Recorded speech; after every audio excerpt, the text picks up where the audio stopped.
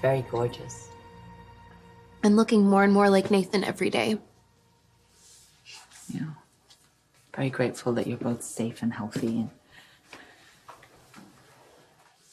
All right.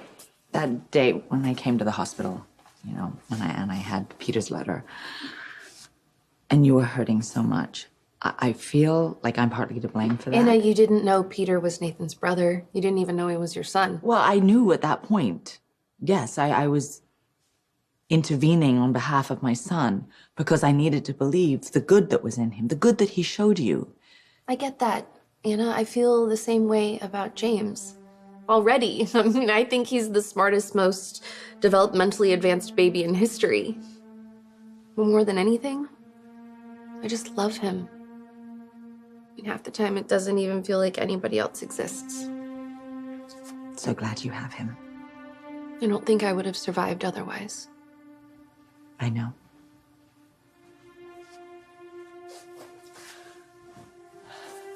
Robin's right. We are family. And she's also right that if I could, I would change things. Wouldn't we all? I know what it's like to grieve someone you love.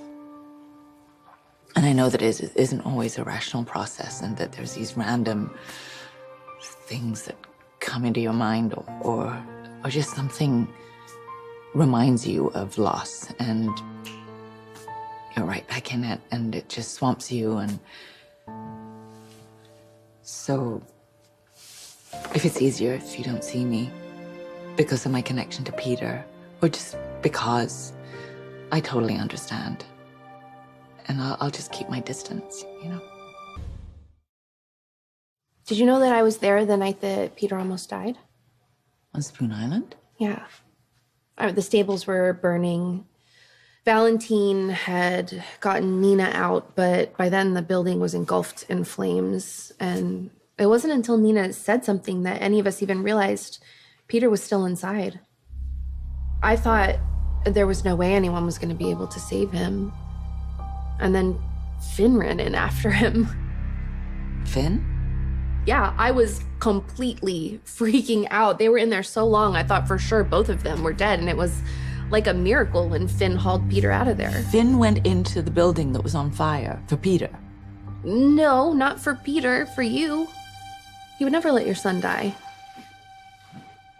Didn't Finn say any of this to you? I mean, he was kind of an unexpected hero.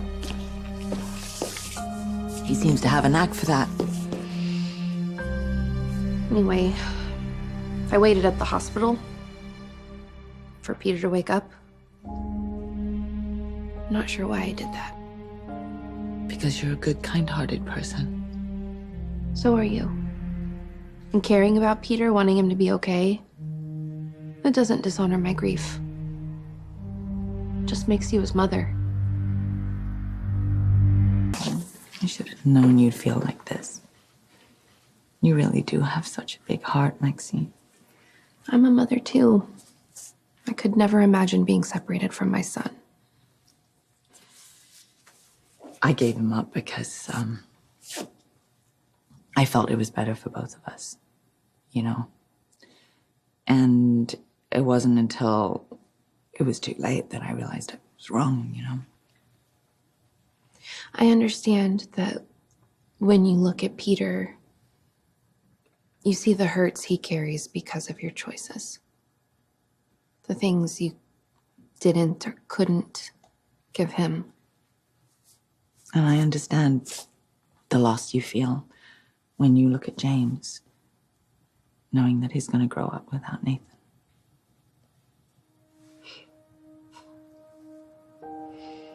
I love you, Anna. And you're my godmother. Yeah. I could never cut you out of my life.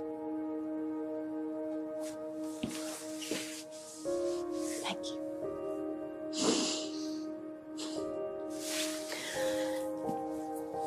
I can't promise, though, that I'm ever gonna let Peter in.